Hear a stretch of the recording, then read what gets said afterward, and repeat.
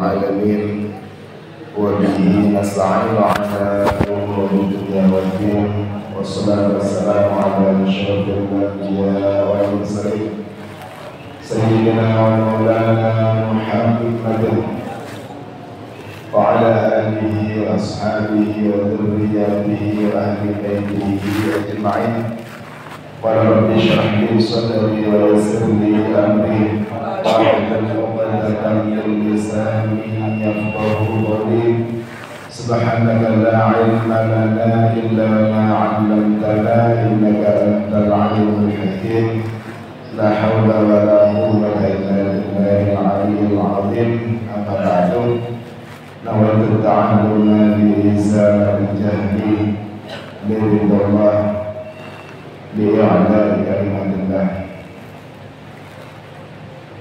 Alhamdulillah, pada sore ini kita semua ditakdirkan oleh Allah SWT bisa berkumpul bersama-sama kembali di majelis Yaisal dengan kali ini majelis sekaligus masjid.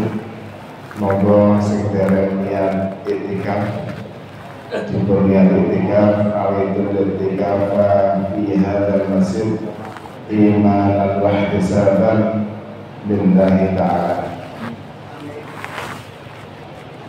Yang kedua, salawat salam yang kita haturkan kepada junjungan kita semua Nabi Agung Nabi besar Muhammad sallallahu alaihi wasallam. Mudah-mudahan kita semua nanti jatuh sebagai beliau. Mudah-mudahan kita semua nanti bisa bersama-sama. Amin amin Allahumma amin. Barokahnya kita ngaji pengajian, mudah-mudahan kita semua senantiasa dikaruniai kesehatan, dikaruniai umur panjang, sehat walafiat, yang sakit mudah-mudahan segera diangkat penyakitnya oleh Allah SWT, yang punya masalah mudah-mudahan dikasih solusi jalan keluar kepada Allah Ta'ala, yang punya mudah-mudahan jadikan beliau soleh solehah selamat dunia akhirat, kecuali di akhirat. Mudah-mudahan hajat-hajat kita semua dijaga serta diridhoi oleh Allah Subhanahu wa taala. Amin amin Allahumma. Hadirin para jamaah sekalian rahimakumullah, melanjutkan pertemuan yang dulu yaitu seputar pembahasan kitab Hidayatul Hidayah karangan dari Al-Imam Al-Ghazali bab seputar adabul imam wal iqtidah wal qudwah, adabul imamah wal qudwah, etika tata cara berjamaah baik yang imam maupun yang jadi makmum. Bismillahirrahmanirrahim. Qala al-musannif rahimahullahu ta'ala wa nafa'ana bihi wa bi'ulumihi fid dharain amin. Untuk tata cara atau etika berjamaah bagi imam, wa yusirru bi du'a'il istiftahi. Imam ketika imami itu memelangkan suaranya ketika membaca doa istiftah. Doa istiftah itu kabiran walhamdulillahi kabiran wa subhanallahi wa ta'ala inni wajjahtu wajhiya terus sampai akhir. Itu harus pelan, gak boleh disuarakan kencang. Yang boleh kencang itu membaca Al-Fatihah sama suara. Di dua rakaatnya sholat subuh, sholat maghrib dan sholat isya. Selain itu tidak boleh keras. Jadi adab jadi imam ketika membaca doa kita harus pelan. Yang kedua harus pelan ketika ta'awud, membaca a'udzubillah sebelum membaca Al-Fatihah. Jadi tidak boleh kayak orang qiraat a'udzubillahi minasyaitonirrajim terus bismillah. Yang boleh keras dimulai dari bismillahnya.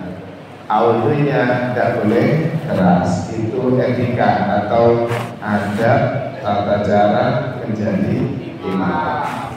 untuk doa iftitah sama membaca a'udzu atau ta'awudz ini masuk kategori sunnah hayat. Sunnah hayat itu sunnah yang ketika perbuatan sunnah dalam sholat yang ketika ditinggalkan tidak boleh diganti dengan sujud sahwi. Jadi ya, kebalikannya sunat abad. Kalau sunat abad itu ada dua. Pertama tasyahud awal, kedua qunut. Ketika keduanya lupa tidak dikerjakan atau sengaja tidak dikerjakan, maka ada cara untuk menggantinya, yaitu dengan cara sujud sahwi. Kapan waktunya? Ketika tahiyat akhir sebelum kita salam. Kalau lupa gimana? Wes kadung kate sujud sahwi keburu salam. Mau sujud sahwi keburu salam. Bagaimana? Apa boleh kita sujud sahwi? Tidak boleh, karena sujud sahwi itu ada di dalam sholat. Sedangkan sholat itu berakhir ketika salam kita ucapkan. Salat itu pekerjaan ma'yuftadahu bitakbir, pekerjaan yang dimulai dengan takbir, wa yuftadamu bitaslimi, dan diakhiri dengan salam. Makanya ketika orang salam pertama, assalamualaikum warahmatullahi wabarakatuh, tapi sudah mengucap salam, maka salatnya sah, aman. Tapi kalau langsung untuk tidak boleh, berarti batal karena sholatnya belum selesai. Selanjutnya untuk sunnah hay'ah ini tidak boleh diganti dengan susawi dan tidak boleh diulangi. Jangan mantu takbir Allahu Akbar, biasanya membaca doa iftitah dulu karena sunnah lupa langsung Fatihah, langsung bismillah.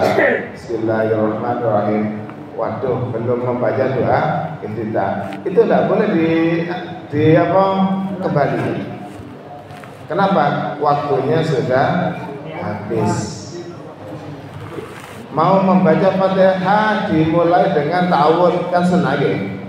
Jangan baca Fatihah lupa tidak baca ta'awudz, langsung Bismillahirrahmanirrahim.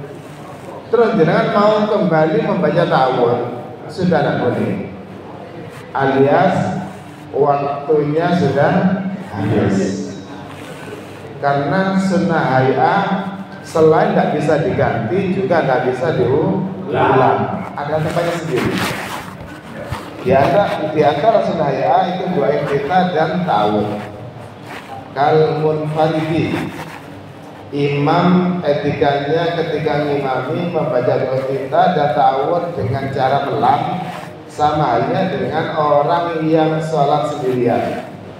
Tapi untuk orang yang sholat sendirian itu boleh dua versi. Boleh orang itu sholat sendirian tidak berjamaah ketika jahriyah, ketika sholat jahriyah, yaitu sholat subuh 2 rakaat maghrib 2 rakaat isya, dia boleh mengeraskan suaranya sama dengan jadi imam.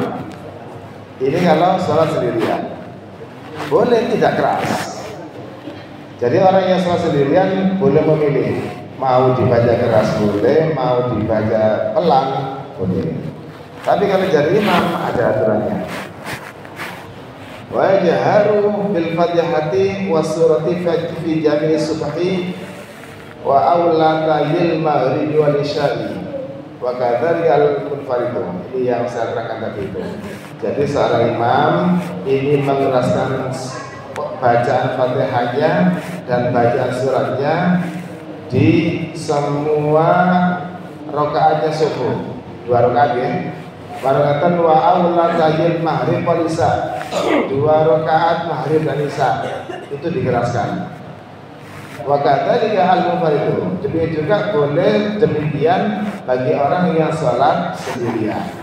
Jadi orang sholat sendirian itu boleh keras, boleh tidak keras. Tapi kalau berjamaah, Kalau jadi imam ini ada aturannya. Setelah itu wajharu biqaulihi amin fil jahriyah. Ketika imam selesai membaca Fatihah, waladhdallin, amin, itu imamnya membaca amin. Wakadzalika al-ma'mumu, demikian juga makmum harus membaca amin. Wa yaqrunu al-ma'mumu ta'minahu bi ta'mini ma'an. Antara aminnya imam dan makmum ini harus bersamaan. La ta'qiban, bukan berurutan. Jadi kalau jadi imam waladhdallin amin, imamnya harus baca amin. Karena umumnya yang baca amin makmum gitu. Jadi imamnya baca amin, makmumnya baca amin bersamaan. Tidak boleh imam dulu baca amin baru makmum. Tadi harus bersamaan. Ketika imam dan makmum membaca amin bersamaan, disitulah malaikat juga membaca amin. Berarti ada 3 unsur yang membaca amin. Insya Allah ketika yang mengaminkan malaikat kan berkata itu sorry. Insya Allah doa kita dijawab. Amin itu ada 2 arti. Kalau amin yang kita ucapkan ketika kita sholat, amin artinya semoga Allah mengijabah doa-doa kita. Terus amin ada arti yang lain, yaitu bisa dipercaya. Nabi Muhammad mulai kecil itu gelarnya apa? Al-Amin. Kenapa? Karena Nabi Muhammad itu terkenal sebagai orang yang bisa dipercaya. Wa yasqutu al-imamu saktatan aqibal fatihati. Etika selanjutnya setelah membaca amin, lalu imam diam sebentar. Diam sebentar perkiraan 3 nafas. Jadi apaan kata Nabi? Dia tuh bailaihi nafsuhu untuk mengatur nafas. Untuk mengatur nafas. Yang nomor 2 untuk memberikan kesempatan agar makmum itu juga membaca Fatihah dulu. Kan imam baca Fatihah dulu, makmum mendengarkan. Ketika amin bareng. Lalu setelah itu imam diam sebentar. Diam sekitar 3 abad. Tujuannya apa? Memberikan peluang agar makmum membaca Fatihah dulu. Yang betul begitu ya. Jadi buat mari amin langsung imamnya mau coba itu kurang etikanya. Jadi imam diam dulu, memberi kesempatan kepada makmum biar selesai membaca Fatihah. Imam sendiri biar bisa mengatur nafas. Wa yaqra'u al-ma'mum wal Fatihata fil jahriyah bi sakta. Lalu makmum ini membaca Fatihah sampai selesai, baru imam membaca surat. Lihat apa karena menurut istimai takbiratul imam. Baru setelah makmum selesai membaca Fatihah, baru imamnya membaca surat. Tujuannya apa? Biar makmumnya bisa mendengarkan bacaannya imam. Jadi intinya aslinya sholat itu bukan sautan, tapi saling mendengarkan. Bahwa di praktek mulai awal, yang paling afdal orang berjamaah. Ketika imam sudah takbir Allahu Akbar, makmumnya langsung tiru Allahu Akbar. Loh, kalau imam mau sujud ada mau mendatang gimana? Itu istilahnya makmum masbuk, makmum yang tertinggal. Bagaimana caranya? Apa bisa dihitung rakaat? Kalau makmum yang masbuk, ketika imam selesai membaca surat, imam ruku, ada makmum datang. Makmum tadi itu langsung takbir tanpa membaca Fatihah. Tujuannya apa? Biar nutupi rukunya imam. Kalau makmum tadi itu nutupi rukunya imam, bisa ruku dengan imam bersama-sama. maka makmum tadi itu sudah dapat 1 rakaat sama dengan rakaatnya imam. Tapi kalau ada makmum datang takbir Allahu Akbar, mau rukuk, imamnya bangun dari rukuk, berarti salah panggil, maka makmum tadi itu tidak dihitung rakaat karena imamnya sudah bangun dari rukuk. Untuk makmum yang paling ideal, paling afdal, ketika imam takbir Allahu Akbar, makmum langsung takbir, gak usah nunggu. Loh, katanya disunahkan membaca surat An-Nas sebelum sholat. Kata begini, ya dibaca sebelum takbir. Jangan membaca surat An-Nas nunggu imamnya takbir dulu. Betul. Jadi imam itu persiapan mau sholat dengan membaca surat An-Nas. Tujuannya apa? Biar tidak digoda setan, biar sholatnya bisa khusyuk. Dianjurkan membaca surat An-Nas, lalu melafadzkan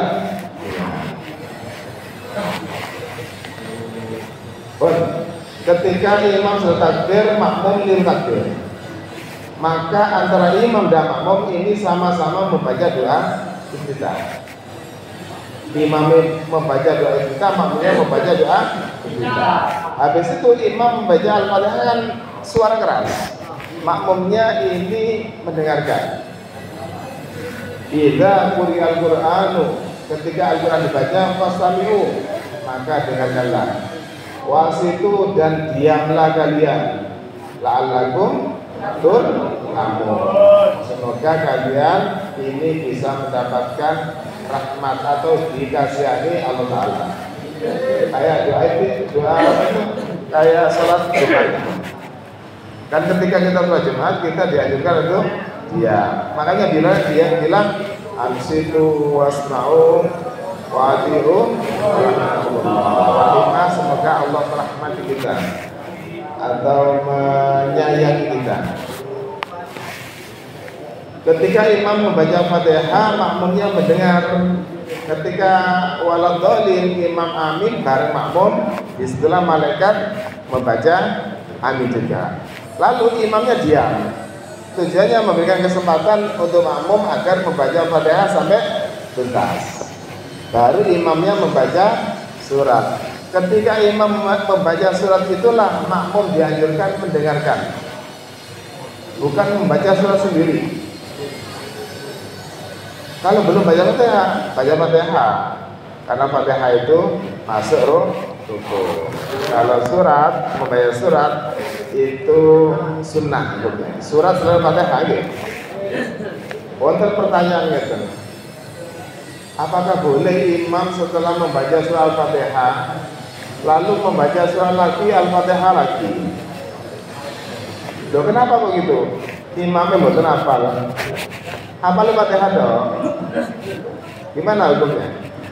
Tidak apa-apa, wong Al-Fatihah itu termasuk bagian dari Al-Quran. Tapi kelihatannya lucu. Mari Fatihah mana? Ditakoni kok Fatihah lagi, Imam? Aku lihat Fatihah nggak hafal ya. Turun hafal no. Jadi imam saya kira menang ya. Maksud saya kok bisa jadi imam? Kok hafal Fatihah kok dijadikan imam? Apa ada yang lain? Mari ngoten. Wala yaqra'ul ma'mumu as-surata fil jahriyah. Ketika imam sudah membaca surat, makmum tidak perlu membaca surat. Kenapa? Karena cukup diwakili imam. Makmum mendengar bacanya imam itu pahalanya sama dengan yang membaca. Sama persis dengan tadarus. Tadarus Al-Quran itu ada yang baca, ada yang mendengarkan. Saya baca, jangan dengarkan. Pahalanya sama. Pahalanya saya membaca Al-Quran dengan mendengarkan saya membaca Al-Quran itu sama. Itu namanya tadarus. Tadarus itu saling deres, saling nyemak. Tidak harus baca.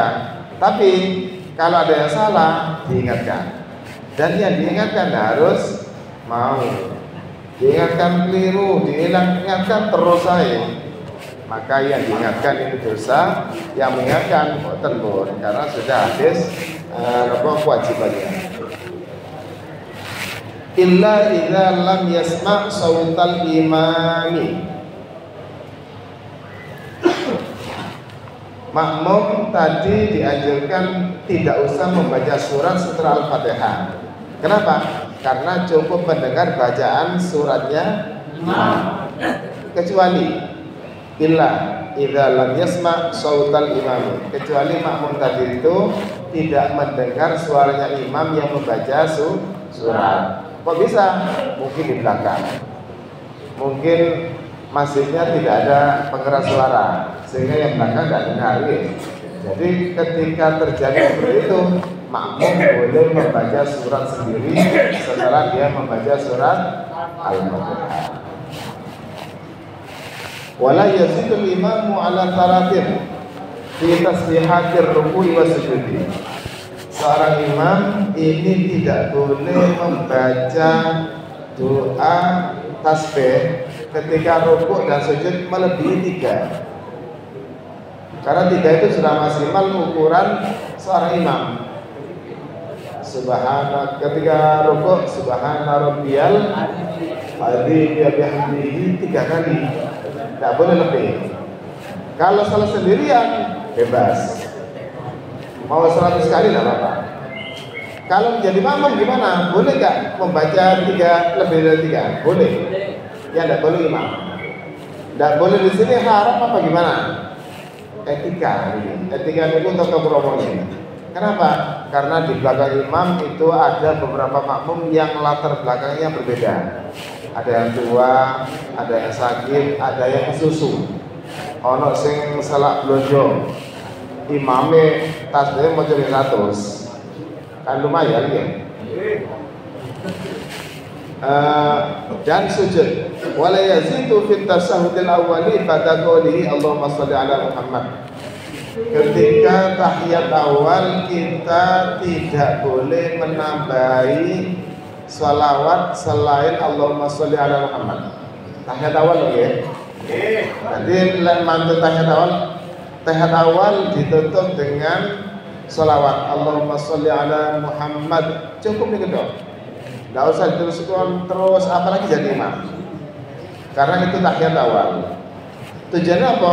Selak ngadeg meneruskan sholat. Wa tasiru fir rak'ataini al-akhirataini alal Fatihati.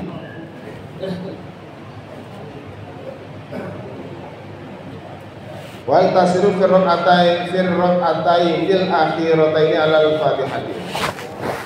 Dan ketika memasuki rakaat ketiga dan keempat, berarti yang ada di salat maghrib, salat isya, salat zuhur, salat asar, itu cukup membaca Fatihah saja. Jadi rakaat ketiga keempat itu cukup membaca Fatihah, tidak usah ditambah surat. Itu etika. Apa kalau kita menambahi membaca surat kita ini salahnya batal? Batal. Tapi kurang bagus, kurang sahih. Wala yazidu imam bagi imam wala yazidu du'a'ahu fit tasahhudil akhiri ala qadri tasahhudihi. Seorang imam tidak boleh menambahi doa-doa ketika selesai tasyahud akhir. Kan biasanya mantun fil alamin innaka hamidum majid. Biasanya ada yang berdoa Allahumma inna nas'aluka husnal khotimah. Terus banyak doa-doa itu yang dianjurkan dibaca. Tapi ketika dia jadi imam, dia etikanya tidak boleh menambah doa-doa. Cukup fil alamina innaka hamidum majid, baru dia boleh salam. Salam kanan, salam kiri. Wa salatihi ala Rasulillah sallallahu alaihi wasallam. dan membaca selawat kepada kanjeng Nabi itu sesuai dengan ukuran, tidak boleh ditambah-tambahi ketika dia jadi imam. Terus seorang imam moyan al-imamu inda taslimi assalamu alal qaumi. Imam ketika mengul salam yang pertama berarti ke kanan ya. Assalamualaikum warahmatullahi wabarakatuh, ke kanan atau ke utara kalau jenengan. Itu imam dianjurkan niat ulul salam kepada makmum. Jadi ulul salamnya ini anjurannya sambil diniati ulul salam kepada makmum. Setelah itu wayam al qaumu bitaslimihim jawabahu. Terus kan imam assalamualaikum warahmatullahi itu diniati salam ke makmumnya. Terus imam assalamualaikum warahmatullahi ke kiri. Makmum ketika imam salam ke kiri, makmumnya itu salam pertama, berarti ke kanan ya. Itu makmumnya disuruh niat untuk menjawab salamnya imam. Kan imam tadi salam pertama, itu makmumnya ketika ulul salam pertama diniatin niat menjawab salamnya imam.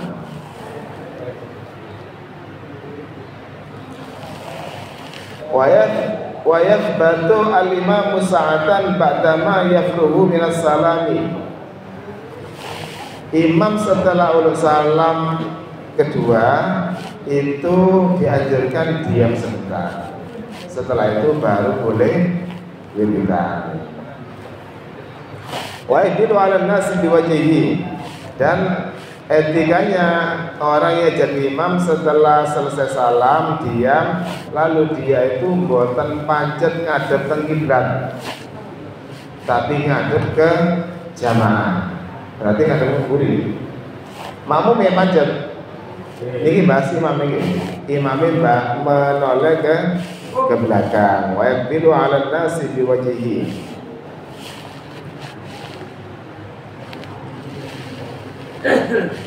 Wala yaltafitu in kana khalfahu nisaun, kecuali jamaahnya itu banyak perempuan, maka imam tidak dianjurkan untuk menoleh ke belakang. Kenapa? Enggak bahaya kan? Bahaya.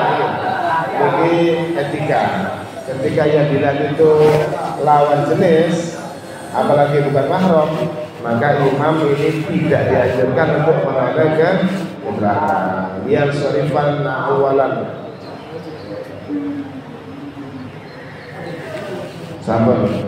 Ini hampir 1 jam. Kita buka pertanyaan ya. Insyaallah akan kita lanjut pada episode yang akan datang. Ada waktu sekitar 20 menit untuk bisa kita pakai untuk sesi musyawarah. Monggo. Oke. Oke. Maksudnya derasa kenapa kok buatan keras ya? Kemarin bisa subuh kok keras. Oke. Itu ada hubungannya dengan sejarah. Ketika Rasulullah pertama kali dapat perintah untuk sholat, yaitu dimulai dengan peristiwa apa itu? Isra Mi'raj. Itu sekitar tahun ke-10. Tahun ke-10 setelah Rasulullah jadi Nabi, baru ada sholat. Berarti kanjeng Nabi mulai diangkat jadi Rasul sampai 10 tahun itu tidak ada sholat ya? Atau ada tapi belum diwajibkan. Baru setelah tahun ke-10 kenabian, Nabi masih berhijrah, baru ada perintah sholat. Rasulullah ketika ada di Mekah, ini pergerakan dakwahnya terbatas karena selalu diawasi oleh orang kafir Quraisy. Sehingga waktu itu untuk perintah sholat sendiri ini juga terbatas, tidak vulgar. Kalau sholatnya di waktu siang maka tidak boleh keras-keras. Makanya peninggalannya adalah zuhur dengan asar, tak keras. Kenapa? Takut ketahuan orang kafir Quraisy. nanti bisa dibubarkan, bisa dilukai, bisa dimusuhi. Tapi kalau malam hari, dulu kan tidak ada listrik. Kalau malam hari jenis lainnya itu maghrib, isya sama subuh kan petang. Itu suara agak dikeraskan, istilahnya jahriyah. Dan itu dipertahankan sampai sekarang. Kenapa? Karena ada unsur sejarah. Pertanyaannya, kalau siang katanya tidak boleh keras, zuhur asar gitu. Kenapa Jumat kok keras? Gitu ya. Karena Jumat itu perintah sholat Jumat diturun ketika Rasulullah ini hijrah ke Madinah. Di tengah-tengah hijrah ke Madinah itulah Rasulullah ini dapat perintah untuk sholat Jumat. Makanya tempat yang dibuat untuk sholat Jumat itu dinamakan Masjid Jum'ah. Itu masjid pertama kali yang dibangun oleh Rasulullah, dibuat untuk mengerjakan sholat Jumat, dan di situ keadaan sudah aman, sehingga sholat Jumat dikerjakan dengan cara keras, termasuk sholat Idul Fitri keras, ya. Idul Adha keras, karena itu sudah ada di wilayah yang aman.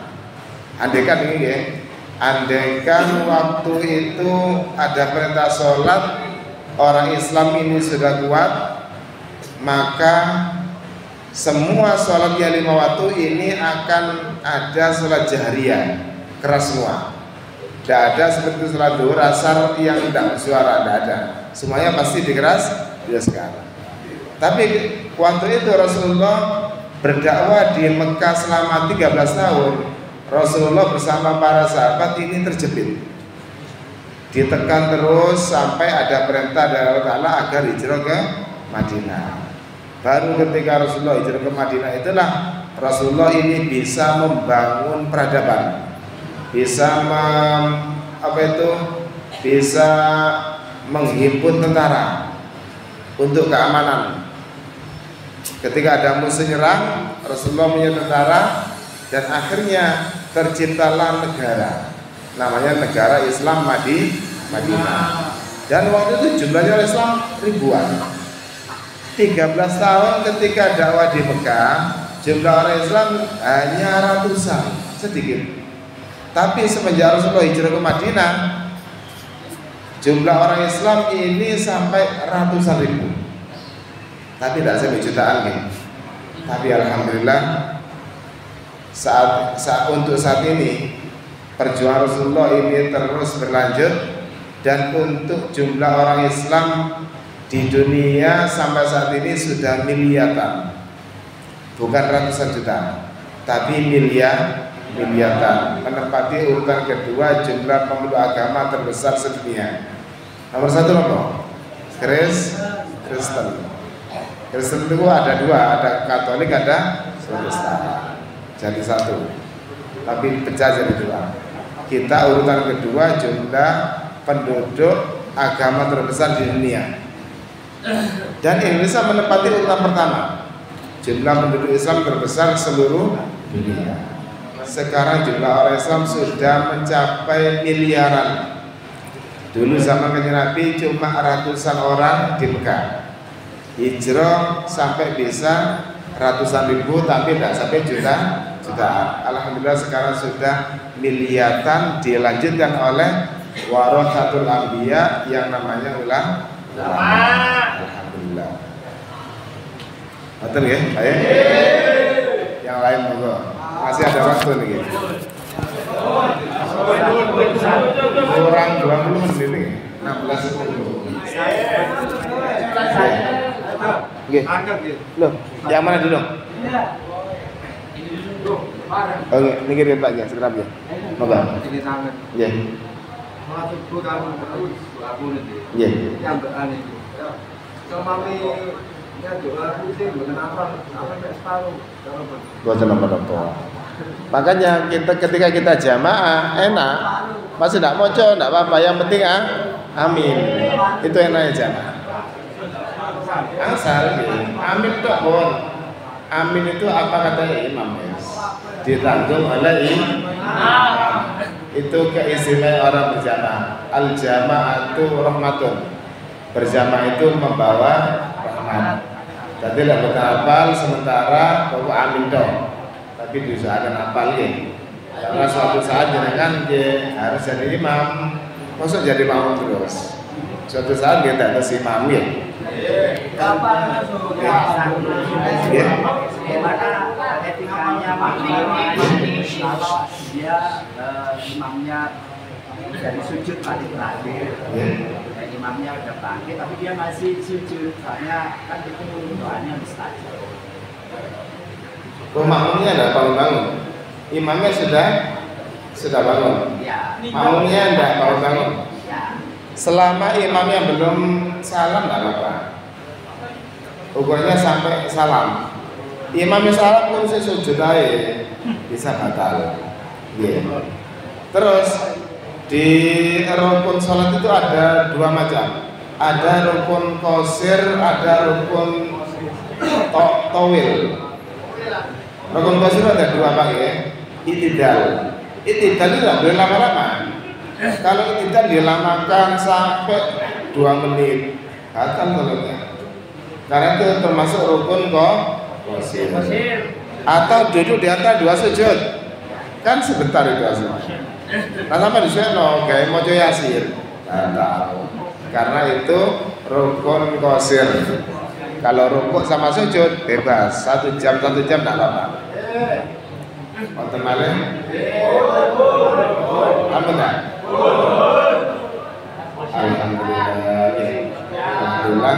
ngaji kita sore ini bisa dengan berjalan lancar.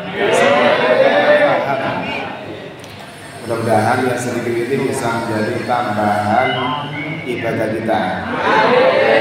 Kualitas ibadah kita tambah hari tambah berkualitas dan diterima oleh Allah Ta'ala. Dari saya kalau ada salah kata mohon maaf.